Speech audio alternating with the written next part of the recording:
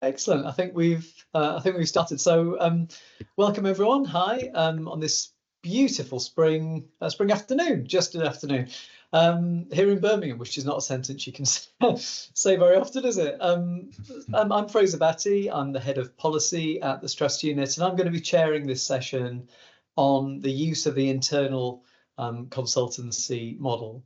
Just whilst people are coming in and just whilst the session is getting going, I thought it'd be useful to run through a few little points of housekeeping for the session. You'll notice your mic and your camera are switched off. You can only see the panel, myself and the panel in the session. That's by design, that's not an accident, but we do want you to interact with us. There are going to be parts of the session where we're going to be seeking your engagement and your interaction. And so what I'd like to do is to point you at the Q&A function in Teams, where if you're getting questions and thoughts and comments as the panel are going through the material in the session today that you want to ask about, get clarification about, please put it in the Q&A function in Teams. There's a really nice function there where you can uprate and upvote other people's questions. So if people have asked questions that you really like, you can vote them to the top of the pile and we can make sure that they make it to the panel. The other bit of housekeeping you should know is that we're going to record the session today, and we're going to share the recording on our website and with everyone who has registered. So please treat it. I mean, we've turned your cameras off, so the risk is minimised. But please treat this as though it was the public square. So the Strategy Unit, we're an NHS team. You're going to hear quite a lot about that and quite a lot about the way we run today. We're known best for the quality of our analytical work and the way in which we help decision makers use the insights that we produce through analysis, through evaluation, through evidence reviews, use them in decision-making processes and policy and strategy formulation to hopefully improve outcomes for the population that we serve. In the work that we do, we very often encounter common issues and common challenges and questions and perspectives. And what we like to do is to bring these together, to bundle them together, and to run events like this, the part of the Strategy Unit Insights programme. And what we're trying to do there is to offer people some thoughts and some provocation and some stimulation on recurring questions. And we're trying to bring people in and really open out the conversation on particular topics. We've done 2 previous sessions. You can see the recordings on our website. One was on outcomes-based commissioning, which is a deep and complex topic, again, recurring. And one was recently with our partners at the Health Foundation and with Professor Trish Greenall, looking at the use of digital technologies in provision of health and social care. So again, a very live topic. Today's topic is the internal consultancy model. There's many different ways into that topic, but probably the most obvious way into it is to think about the frustration at the use of external consultancy. I had a quick look yesterday. The public sector spends about 3.5 billion, a little bit less than 3.5 billion a year on consultancy services. And I guess there's a general sense that not every one of those £3.5 billion is beautifully spent. And that sense is shared to the extent that Rachel Reeves, so at the highest levels of government, we are now setting targets to reduce the use of external consultancy. And that's being done with the aim of reducing waste. So it's very clearly being seen in that sort of way. And it's interesting, that £3.5 billion, we might debate whether it's the right scale or it's used in the right way or the value derived from it is worth the money that we spend. But what I think it is it's the expression of a need. It's the expression of a demand of organisations that want to bring people in on a temporary basis, that want to buy in bits of particular expertise, bits of technical skill, independence, and that they want to bring them in as and when there's a need. They don't want to house them all the time. So we've got these simultaneous things. We've got a desire to reduce waste and to reduce the expenditure on external consultancy, at the same time as we could point to a good and valid set of reasons as to why you might want to bring people in on a temporary basis. So the session today is going to be exploring the internal consultancy model as a possible way of squaring some of that out.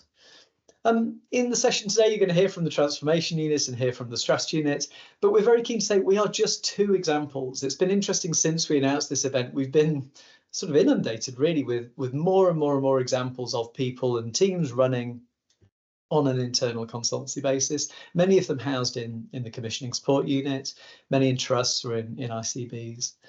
So we're going to hear from 2 examples, but what we're doing here is trying to illustrate a sense of the model.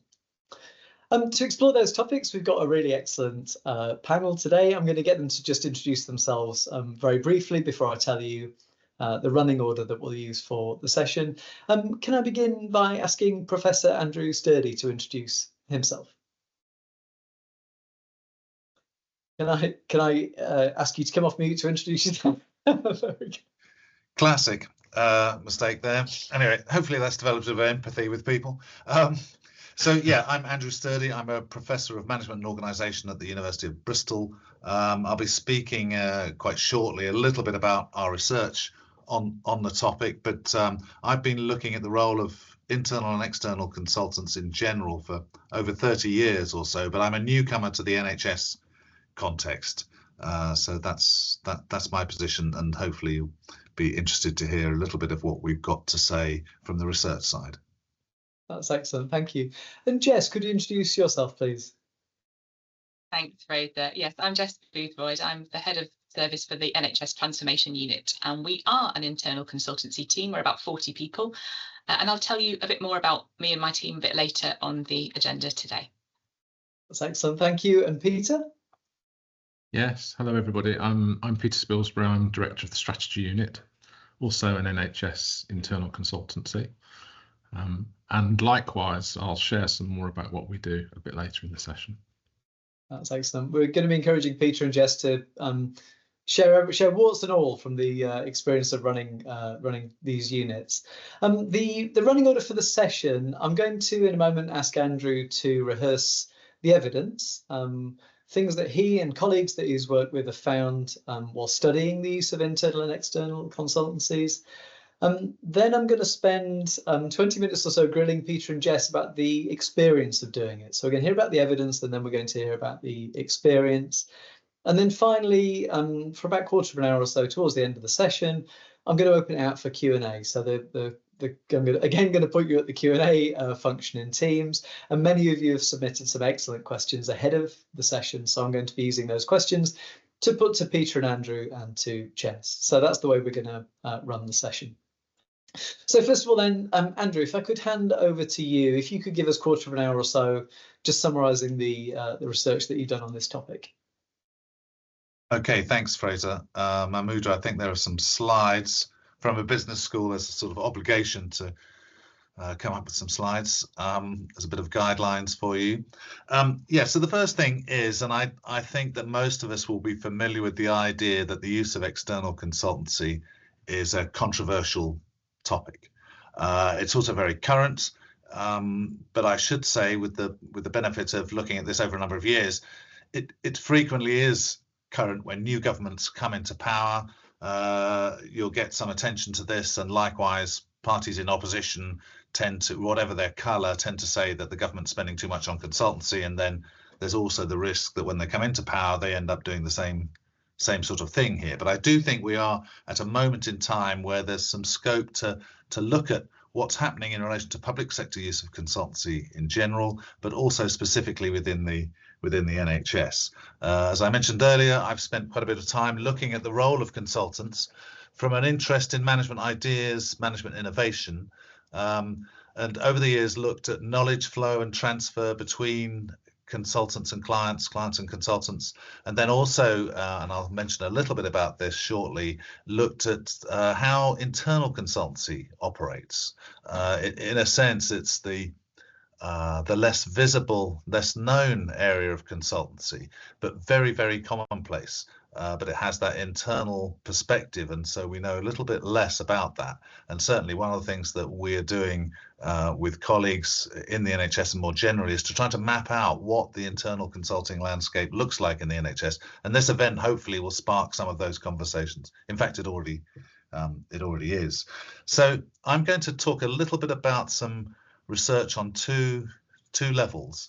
because we've got this controversy, but there's very little evidence. And I think there's a sort of polarity in the debate.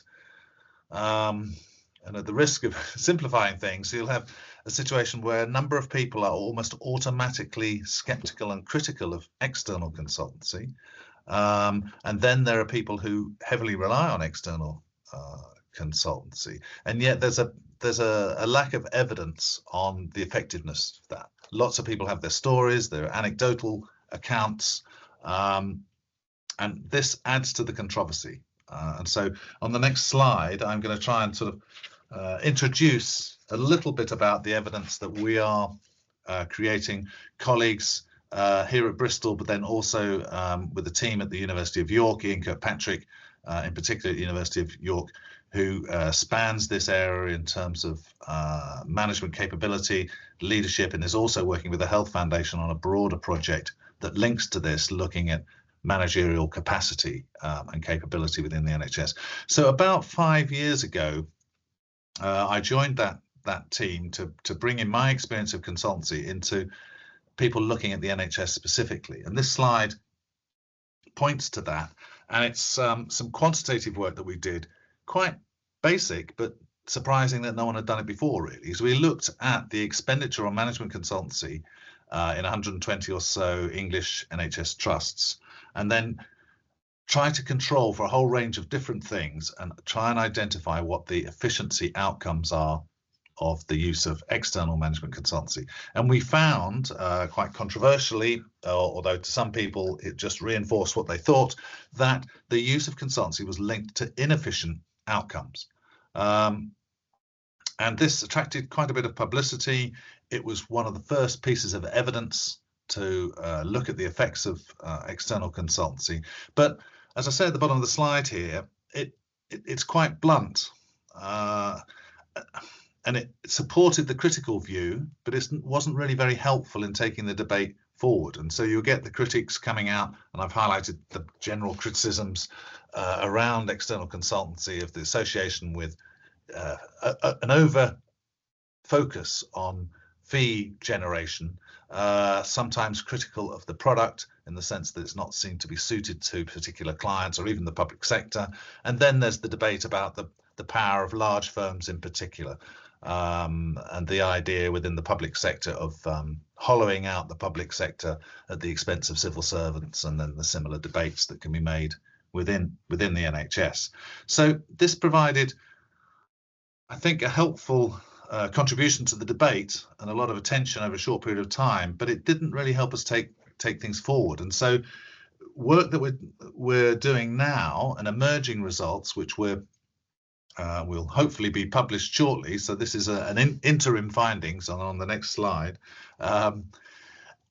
points to a comparison, possibly the first time in certainly to my knowledge, where the use of internal consultancy, and I'll talk a little bit more about what we mean by that, but it's very broadly defined, really sort of non-line managers' expertise in management areas, comparing that with the use of external consultancy over a number of years. So the same trusts that we're talking about in England, 100 or so, over about 9 years, looking at expenditure and trying to control various other things to try and get some idea of the effects of this. And this evidence, which is emerging now, adds to the debate, I think, and hopefully will help contribute towards a policy development where we look at the combination of the use of internal and external consultancy. So this slide summarizes it here. In essence, we found the same negative effect on efficiency in general of external consulting use, but a positive effect in relation to what we're calling internal consultancy. But external consultancy doesn't just feed the critics, as it were. It has a negative effect, except at relatively low levels of expenditure. So probably the takeaway from this is external consulting in moderation. So except at low levels of expenditure, there are positive effects, and also with low performing, and that's in financial terms, trusts. So then we thought we'd look at combinations of internal expertise, I should probably call it, and external consultancy use. And again, we saw the best efficiency outcomes were attained with high levels of investment in internal consultancy broadly defined, and we'll get on to what that might, the different ways that can be done, with low levels of external management consultancy. So I think the essence of this, and as I say, it is emerging, and we haven't had it published, so we can't go with it in a big way, but we will be releasing it. But the emerging findings suggest perhaps what a common view would be, and in fact the next slide highlights this, that external consultancy can have efficiency outcomes, and I appreciate there are other outcomes, but at relatively low levels of use in relation to internal expertise. And this confirms, I've put here, best practice advice, if not practice, in the public sector more generally, and this comes from the Consultancy Playbook, which is a Cabinet Office document, guidelines around the use of external consultancy, which in essence is about internal solutions should be looked at first, and that the role of external consultancy should be more limited than it has been in the past. And this sounds very sensible, and I think that both people in the internal and external consultancy worlds would, to varying degrees, agree with this. But of course, the problem is, well, have we got that internal capability in terms of people, skills and expertise? And that's a bigger debate as to how that might be realised within the NHS in particular. So yes, the next slide, please. This just highlights a little bit about what we mean in our quantitative research by internal consultancy. It's very broadly defined. In essence, we're looking at specialist advisors or people with specialist expertise, no line management authority. And this links to a broader development, which I was involved in some research a few years ago, where managers and consultants are becoming more and more alike, or have become more and more alike. There was a time where consultants were a relatively rare thing, especially in the public sector, and they were different types of skills and expertise, whereas management has changed and consultancy has become a little bit more like management, and management a little bit more like consultant. People may disagree on that, but in terms of a broad historical shift. So for our quantitative study, we use quite an inelegant term, but it comes from Mintzberg, of that of technostructure, which is those people who design, plan, change or train people rather than regular line managers. So this can be called internal consultancy, but it can be called all sorts of other things. And some research I did in the across a range of sectors about 5 or 6 years ago, tried to identify the different ways in which we could organize internal consultancy. And again, I want to emphasize that often the label of internal consultancy is not used at all. In fact, sometimes, I'll be interested to hear from the other members of the panel, sometimes the label consultant is not actually helpful and gets in the way. And so people seek to avoid it, even though they might be providing specialist expert advice in the same way. So the next slide gives a very broad overview of some of the ways of organizing internal consultancy in general. And we're seeking to map out the landscape of that within the NHS context. So I will be fairly brief here and not go into the details of the different areas, but the 4 types, we've presented them here as different types, but one can turn into another over time. And also you'll get hybrids, mixes of these different types. And again, we're going to hear a little bit more, I think, about how this might work in practice. So the transformers are often labeled as project or program management organizations, big teams of people implementing and advising around big transformational projects. Top right is the independents. They're people who may even have external clients and are quite separated from the overall structure of the organization and operate relatively independently. Bottom left, a lot of internal consultants wouldn't like to see themselves in this space. They're effectively agents of senior management or external. Typically it might be a chief executive or deputy chief executive comes in and has a team of people advising, perhaps with inverted commas, hence the notion of enforcers. So they're notionally providing advice, but there's very little choice. And I understand that in the NHS that sometimes is the case, certainly with external consultants. And then the bottom right would be a more conventional specialist unit, could be in HR or IT, providing specialist advice, but embedded in a particular function within the organisation. Now, these are just 4 types. We saw them change from one to another. A common theme around this was transience. Some of these units and operations will be there 1 year, disappear the next. Also, the issue about credibility. How do internal consultancy operations generate credibility internally? External consultants quite often rely on branding and reputation. Internal consultancy have the same challenges, but have different tools at their disposal. So these were some of the issues and types of organisation that we found across sectors, including some within the NHS, but this covers private, public sectors, a whole range of different things. So that's just a little snippet, I suppose, but it really raises questions. So on the final slide, I'm setting up a whole load of questions, really, rather than providing all the answers. So what is the current state of internal consulting, however we might want to define it? And I suspect my colleagues on the panel will have views from their own practice here in terms of whether we call it consulting or not, the extent of which, what types there are, how might these be shared or even communicated. My understanding is that there's little known about what exactly the current state of internal consultancy is across the NHS. What are the barriers to further development? How can internal and external consultancy be combined, in what levels? And how, and this is other work that I'm doing, can external consultancy be better governed? And we're working with colleagues across the NHS, but particularly at a local level, to see how our research might translate at that level, and also working with our colleagues in the strategy unit as well in trying to map these things out. And we're going to follow this up. We'll talk later on, but the research team are following this up with an event in June to keep some of these questions going and hopefully pick up this opportunity, the current time across the NHS change, but also within the government context, to take some of these ideas forward. So hopefully that provides a little bit of context from research. It's a bit of a whistle-stop tour, but I did promise to keep within 15 minutes, and I think I've just managed to do that. So I look forward to hearing some of your questions and comments shortly. Andrew, you've done better than that. You've left a couple of minutes. We'll come to proper Q&A, as it were, at the end, but there was just one question that I wanted to pick up that just came through in the chat, which was just, I think it was in the chart that you were showing, which was about how you were defining efficiency. So when you were talking about the effects of consultancy, what effects were you looking at? It was financial performance, wasn't it? Is that right? Okay, it's the I'm just looking. It's the reference cost index. So it's we looked at two.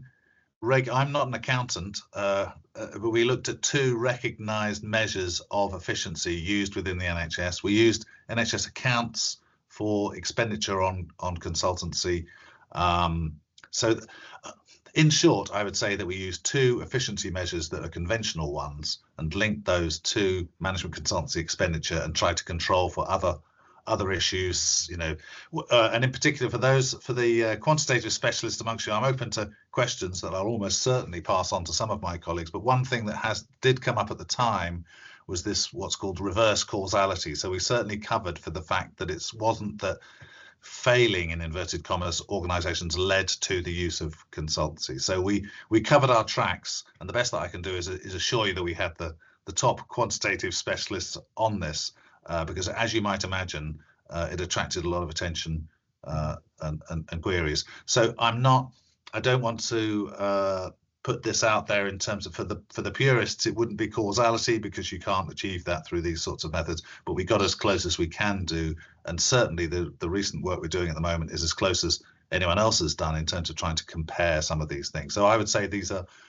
important starters for a conversation rather than definitive accounts, however seductive that what is the impact of our work can be. Is that helpful? Sorry. That's perfect. Thank you, Andrew. I'm going to bring Peter and Jess in just whilst we're doing that. I think I just want to begin by saying, which is that much of the debate around external consultancy focuses in on the cost side of the equation. And I think what you guys have done is bring some empirical views onto what the benefit side of the equation might be as well. But what I'm going to do now is invite Peter and Jess in. So we've heard about the evidence from Andrew, and what I'd like to do now is to think about the experience from the perspective of the transformation unit and the strategy unit. So Jess and Peter, with your consent, I'd like to interview you about that, if that's okay. I mean, the first thing that I just think would be really useful to people is if you could just situate us a little bit, if you could just tell us a bit about your units, just give us a sense of the sort of, you know, number of people, the kinds of things that you do, who you do it for, that kind of thing. So Jess, maybe you could go first and just tell us a bit about the transformation unit. Yes, thanks, Fraser. Happy to. So yes, my team's the NHS Transformation Unit, and we're part of NHS Midlands and Lancashire Commissioning Support Unit, and we, alongside the Strategy Unit, are just two of the consultancy teams that the CSU hosts. We haven't always been part of the Commissioning Support Unit. We've previously been hosted by an acute trust in the Northwest, and part of how we operate and what we do is we work very hard to retain our own team brand, our own identity, and that's a really important part of the business model and what the Transformation Unit do.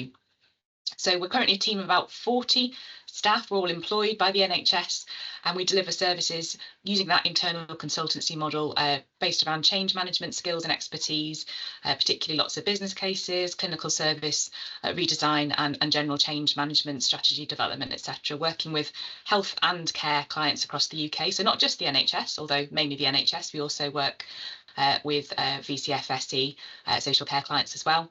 And each piece of work that we do is separately scoped and costed in conjunction with our clients. So I've been personally at the Transformation Unit for 8 years. I've had various different roles, as you'd expect, during that tenure. And prior to that, I spent 10 years in a Big Four firm. So I bring some personal experience of working in both internal and external consultancy. So I hope my perspectives will be helpful in today's discussion. Thank you. Yeah, that's excellent. Thanks, Jess. There's a sort of strand of questions which is about how people would gain this, how NHS staff might gain the skills to be a consultant, as it were. So it might be useful perhaps if you reflect on some of those as we go. Similarly, there's a whole load of questions about how you run these institutions practically, all of those kinds of things. So again, both of you, if you could just reflect on that as we go. Peter, you tell us a bit about the strategy unit, but also in the same way that Jess did, maybe some of your personal trajectory into this. Okay, yeah. So the strategy unit, very similar to the TU, sits in Midlands and Lancashire CSU. It's a team, now it's about 70 people. It's grown from being about 10 at the outset, 12 years ago, to 70. And we've really stuck to trying to specialise and to try and grow a team of people who can do complex analysis, robust evaluation, and strategic decision support. That's how I'd describe it. Our origins were a bit before CSUs were set up. So the very beginning of the strategy unit was when I was working as the regional director of strategy in the West Midlands for Sir David Nicholson, just before he went off to set up NHS England. But Sir David observed that one of the problems for him as a strategic health authority director was that he struggled to get any of his resources focused on questions of strategy, because he was constantly being buffeted by day-to-day matters.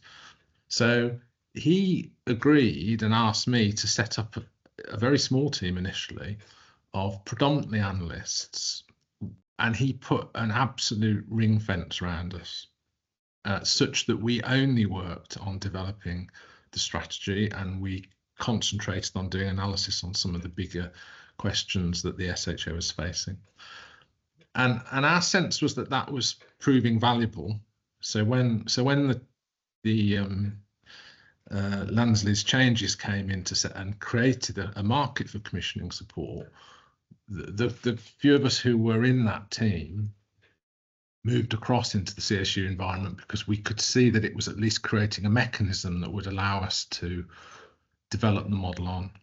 And the expansion I mentioned has come about really through that, because we were able to find people who wanted to pay for the type of work, well, maybe didn't want to, but were willing to pay for the type of work that we did, and that's allowed us to expand in response to that. Me personally, I joined the NHS in 1983, in the era when management hadn't been invented. So I joined the National Administrative Training Scheme, and I went to work with the unit administrator who ran the local hospital, who reported direct to the district administrator, who ran the area, who reported to the regional administrator. It was interesting times. But then they got someone in from Marks and Spencer's who said we should all be managers, and then we all became managers, and that was the beginning of a big long journey. Excellent, thank you. I'm really interested then, and again, there's just a whole set of strands and themes in the Q&A. You don't need to look at these. I'll pick them up as we start going through, which are about the model itself and about getting into the detail of the model itself of running an internal consultancy, and in particular, some things pointing to, you know, what advantages there might be to being within the NHS and running, in effect, consultancy for the NHS. So I'd be really interested in your reflections on that. I'm going to ask you subsequently about downsides and problems. So perhaps if you just focus in on the upsides for now. Jess, maybe you could go first. Thanks, Fraser.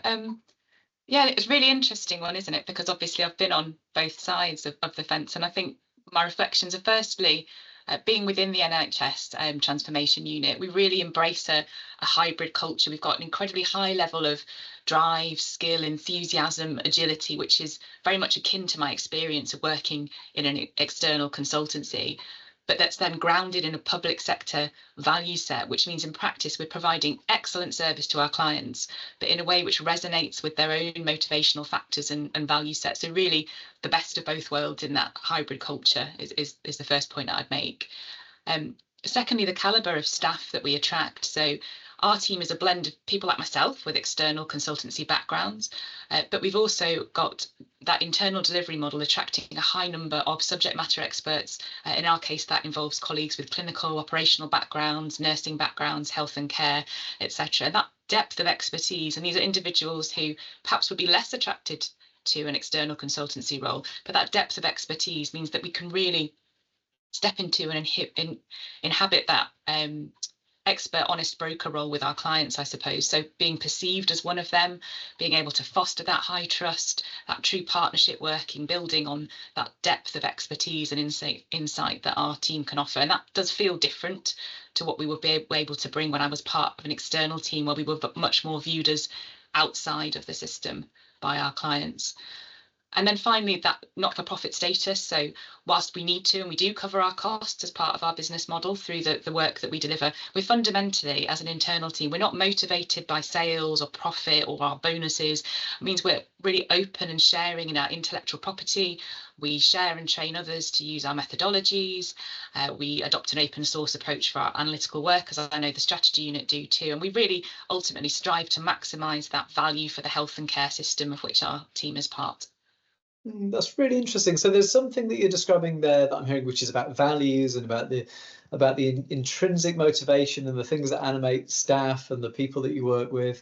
So there's something quite intangible, but then there's something really quite tangible. What you were describing, it seemed to me, was a change of incentives that you'd encountered moving from external to internal. Just say a little bit more about the way those incentives work out. You were saying, you were describing it in relation to things like profit motivation, for example, and what that then means for practice. Just point to a couple of things. Just say a little bit more about that, and then I'm going to turn to Peter. So certainly part of the remuneration package when I was part of a Big Four team, which is going back a number of years now, part of the remuneration package would be a bonus payable once a year, which is linked to some key performance metrics, including sales delivered, etc. So there was a real personal motivation for every member of that team to hit their targets and to drive, maximise profit. Which I guess is a disincentive to some of the work that we currently are able to do as an internal team around freely promoting and sharing the benefit of the work that we do at no additional cost, where it feels like the right thing for us to do.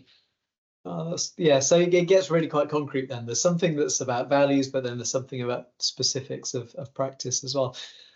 Peter, could you reflect on the model, please? Again, just go at it in the round. So what are the sort of upsides of running an internal consultancy?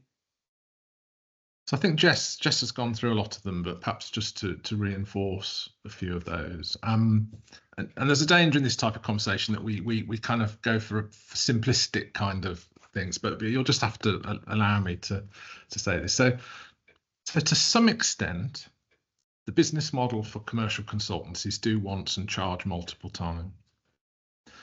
The business model for an internal consultancy that's motivated by public value and not motivated by the kind of profit margin is is actually to do once and share as much as possible freely, and that is a really fundamental principle for us in how we work. So whenever we can, and the only thing that stops us is some clients are a bit nervous about it, but generally speaking, if we do a piece of work, we publish the work on our website, not a case study of it, not an advertorial made of it, the work, and we publish it so other people can use it for free. And when we do analytics, wherever we can, we publish the code so other people can use it for free. And whenever we can, we create opportunities to try and share the knowledge and the skills with others in the hope that we can grow the general ability of the service to be stand on its own feet as far as possible, leaving us perhaps to do something new that we can then bring back to everybody rather than repeat. So I think that's very important. I think what the NHS gains from the model as well, and it's something we often say to ourselves, one of the great privileges of working in the strategy unit is that we get the chance to work across multiple projects, across multiple settings, all from national level to local level. You know, we do work within an individual GP practice. We then go and work for the Department of Health on something, and we work across lots of different areas. Now, because we're motivated by principles that we've just been talking about, what we're constantly looking for is opportunities to take learning from one of those experiences and bring it somewhere else, to find opportunities where approaching a problem in a certain way here has been particularly helpful. So maybe that could be applied in parallel over here. And that is a profound motivation for us, and I think represents a major benefit that the health service could do a lot more to gain from if it was a bit more coordinated in how it set about organising internal consultancy. The other thing I would just say as well is that and I haven't worked, so I had to go through the experience of learning how to behave to adopt the best bits of the consultancy model whilst rejecting the bits that are not in line with our principles. But some of the best bits have been developing a real discipline about how you work out what resource you really need to do a project and how you do it efficiently. So we now, when we talk to people about doing an analytical project, can talk right from the beginning from a depth of experience about what it's going to cost to do that piece of analysis. Now, that's a really important concept because analysis is expensive, absorbs resource. If you can talk confidently about what it costs to do it, then you can engage in a conversation about the value of information. And what I mean by that is the decision maker can then start to judge whether that's a cost that's worth incurring for the increased confidence they can have about the decision that they then have to make. So I think it can lead to just a better use of resources all around. But then the final bit is, if I think about the work we do, I would, on the analytical side of things, I would say that the significant majority of the projects have come about because we've developed propositions which we formed because we go all over the place and we talk to lots of people and we do projects a lot, so we can see the kinds of problems that are emerging across the system. We identify ways in which we think we could help contribute to those projects, and we take those ideas to people and we try to drum up support for funding them.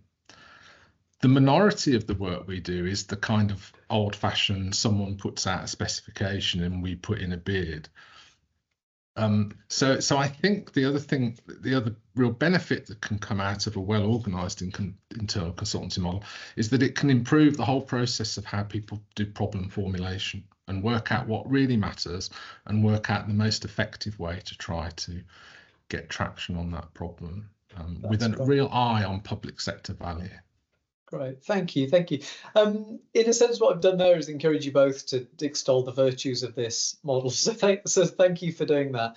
Many different strands to it, and yet there have got to be problems doing this. There have got to be downsides. There have got to be difficulties of doing this from within the public sector, which is not geared up for the kind of entrepreneurial, responsive, like by, you know, almost by its design, it isn't. And there are questions that are along those sorts of lines in the Q&A as well. You know, can you carry budgets over? Do you end up at risk when there are headcount squeezes? All of those sorts of things. So I'm really interested in getting you to just reflect on some of the challenges and downsides. So again, maybe Jess, if you could go at that question first. Thanks, Fraser. Yeah, so I think drawing on your introduction there around some of the challenges, the limitations, I think for me, it boils down to the fact that we just fundamentally can't enjoy the same commercial freedoms that an external consultancy team could enjoy. So, for example, as public servants, we're subject to additional scrutiny and limitations on our non-pay expenditure, and that can affect, for example, our ability to network with our clients. So whilst in the firms, they might be potentially hosting, taking key clients and so on to sporting events or dinners, and we would never aspire to do that. But nevertheless, it is important to our business model to successfully network, to attend conferences, to raise the awareness of the work that we do, and by which we potentially form new links, identify new opportunities. And so our ability to be able to effectively network within the commercial environment in which we operate, I think is a challenge for us. I think our size and scale can mean that we have limited opportunity as a team, I suppose, to meet peaks and troughs in our demand, by which I mean no consultancy team would ever strive to staff up to a peak in demand, because that as we know fluctuates throughout the year. But our ability to respond during a downturn is probably different and perhaps more difficult than in a bigger, more commercial organisation, where they have different levers to pull, different flexibility to respond in a more agile way to changing market conditions. So, for example, redeploying teams from health and care into a different market or sector where there's more work going on. We can't do that in a team of 40 where we have such a depth of healthcare experience. And then I think the third one is, and interested to see, Peter, if you share the same reflections on this, some of the challenge of marketing ourselves and describing who we are and what we do, because we don't fit into a neat box. We've tried really hard to maintain our website, maintain our values, maintain our branding, and really shout about what we do. But when you say I'm transformation unit, we're part of ML, we're part of technically this team, that team, the other team, we don't fit neatly into any boxes. So our ability to describe and promote and shout about what we do is made that much more challenging because of how we fit in the broader picture, I suppose. Oh, that's really interesting. Peter, I'm going to ask you, I'm not going to give you very long to do this. If you could add to the list of downsides that Jess has just set out, what do you see? What are the challenges that you think the unit has encountered? Well, I was going to answer a slightly different question, which is if there was a view that you wanted to make internal consultancy more ubiquitous, you know, even that it was that had to be the first port of call, then one of the downsides, or one of the potential downsides, is that you've then got to be really clear about what good looks like and what constitutes quality and what constitutes genuine expertise. Now, I kind of say that a bit more from the analytical perspective, because in the world of analytics, anyone can call themselves a specialist analytical team, but there is no kind of professional structure that allows clients to get a kind of independent assessment of what good looks like. And the world is rife with examples produced by external consultants, but also by internal consultants sometimes, of poor analysis that leads to bad decisions. So if we're going to go down the route of promoting this model, we've got to get really hard-nosed about what actually constitutes expertise. And if we're going to build it and grow it and promote it as something that the system should use and should focus its attention on developing, then we've got to really kind of grasp that particular nettle. The other thing is that for all the reasons Jess described, it's not a tremendously stable model. So if I think about strategy units now, some of the work we're doing is seen as being nationally important. I know that because people tell me it. So I'm not saying this to show off. I'm just kind of observing that that's the case. And we're being asked to, and some of the stuff that we've done is being drawn on at the moment to try and inform things like the development of the 10-year plan. But the fact that we've done this work is proving to be important.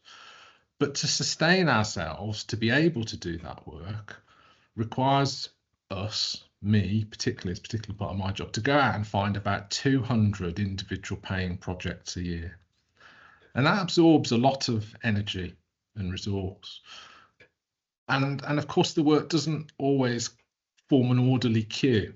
So it's not the most efficient way to operate. And it skews our attention onto the things where people happen to have resource available. So I do wonder whether there needs to be some thought, at least, about whether if the NHS was to adopt this as a model that it was prepared to really back, whether some part of it should be some level of standing investment. Some level. I would always want to keep the pressure of having to be able to win work, and I think, you know, there's a whole set of issues. Would take another whole session to talk about where competition does or doesn't sit in all this, as a way of maintaining edge and energy. But whether there's a case for some level of standing investment, so that teams that get to the point where they're doing nationally important work aren't at risk immediately of falling over just because of the sort of vagaries of the outside world, or the timing at which people make decisions about commissioning work. That's excellent. Thank you, Peter.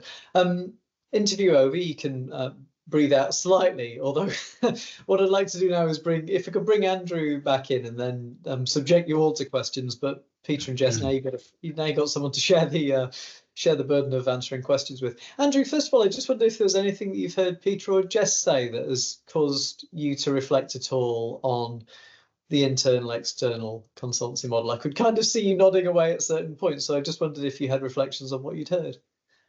Yeah, I'll try and keep it brief because we want to get some questions from outside our little bubble here as well. But I think two things really. One is how their comments resonated with my experience more widely of internal consulting in other sectors. So there are some inherent issues that I had on one of my slides, this issue of transience, you know, the constant fragility, and Peter, you just described that too, and generating credibility. One might be you become associated with something and then that stops being fashionable, you know, external private can move on to different areas, and then also finding yourself doing work that people want but isn't necessarily your area of expertise or whatever, those sort of challenges.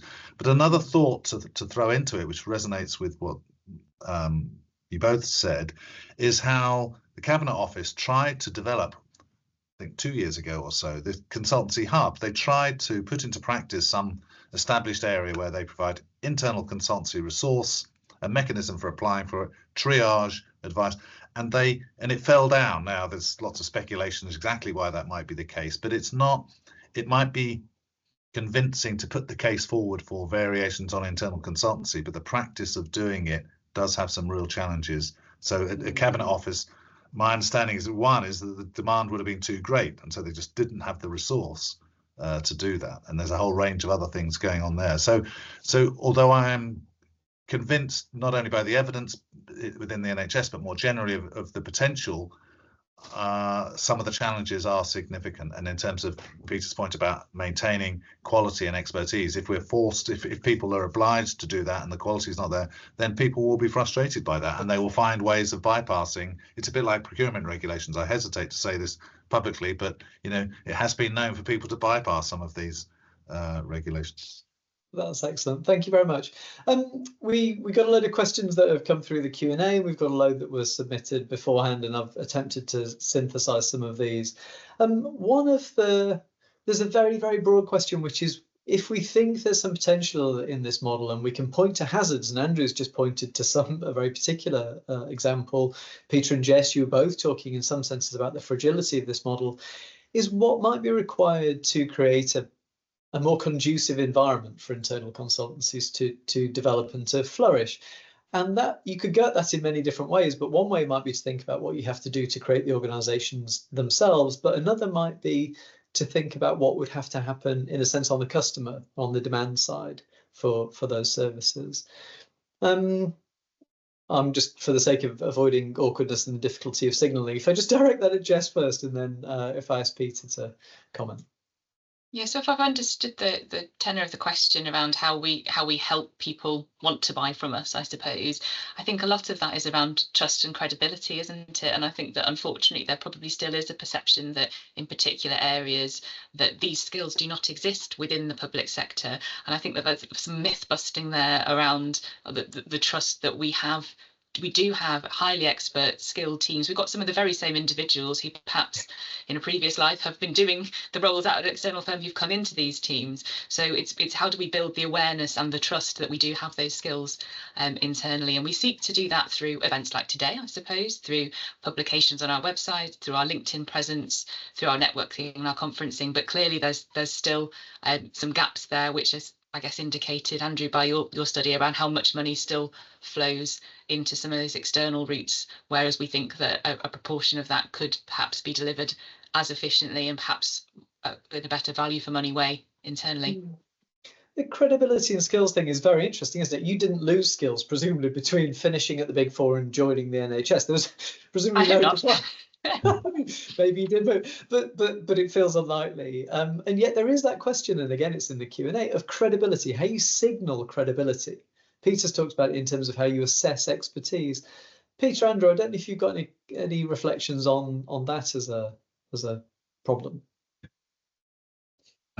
Shall I do? Well, I think we need, one of the reasons why people use external consultants is because when things get rough,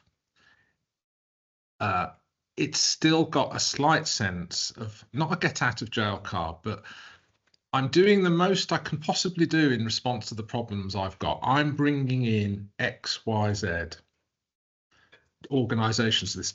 Now, if for as long as that is seen as being a positive action that wins you some kind of kudos, then people are going to carry on doing it. Whereas, going back to that quote that Andrew put up from that civil service playbook, maybe we just need to shift things so that anyone who commissions external consultancy, given the findings that Andrew's presented, which suggest that on balance, it isn't best value for money for the public sector, maybe we just need to create a much higher bar that anyone who commissions it has to satisfy others as to the grounds on which they've commissioned it. And so the jury, so basically they have to justify their decision to bring in external consultancy, and that has to be done properly, not superficially, and has to be taken seriously. But critically, we need the most senior people in the service to show that they trust internal consultancy too.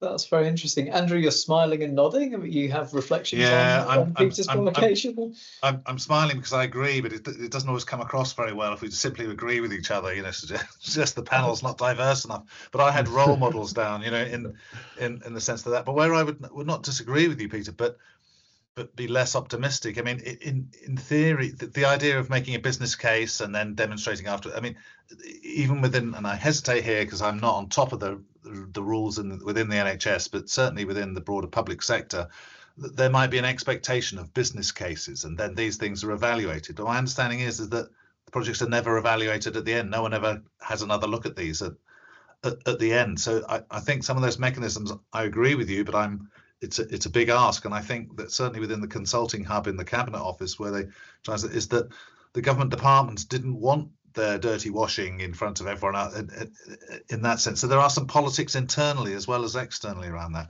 But the point that I had at the top of my list when I was making notes was around yours, was role modelling that. If the senior managers within trusts and then more generally have that balance or blend, you know, so they may go externally or they may go internally.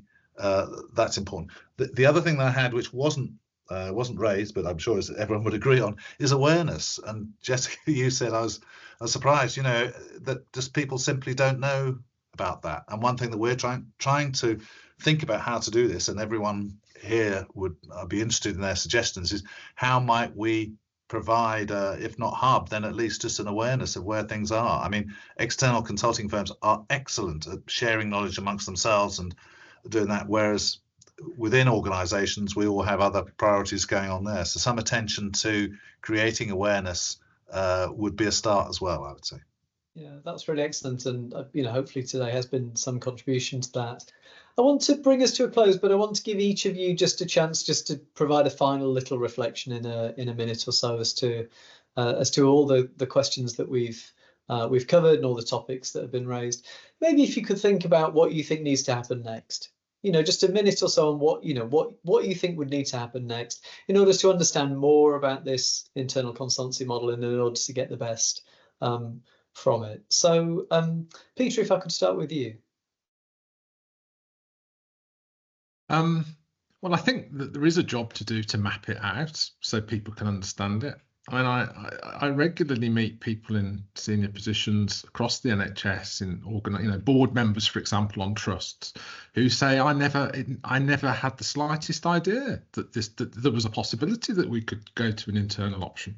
I didn't know teams like yours existed. So that, there is a job of communication and some kind of degree of extolling of what's available. So I think that would be a starting point. I think there's some things to be done looking at some of the financial conditions and business models that might help things. But to start off, I'd just like to see a national commitment to this being a strategic objective, that the NHS looks to develop a coordinated internal consultancy capability and sees it as a critical part of how it's going to raise skills and how it's going to generate a genuine learning system. Because the internal consultants can be the oil for a learning system across the NHS. That's brilliant. Let me keep this final contribution tight. Jess. So I'd agree with what Peter said in terms of the mapping piece, and wouldn't it be lovely if we had a clear, powerful strategic objective or commitment to that from the top? I guess I'd sound a note of caution. Sorry, I'm not supposed to be bringing a note of caution at the end, but I will sound a note of caution, which is that 85% of our work is repeat business based on strong relationships across our team of 40. And so there's something around the scalability of that model and keeping the right view. And perhaps I haven't reviewed the literature around the consulting hub and why that didn't get off the ground, but there's probably a balance to be sought as we seek to scale up the benefits of internal consultancy more generally in the structures and the model of delivery that retain appropriately sized teams to deliver that work well. That's brilliant. Thank you ever so much.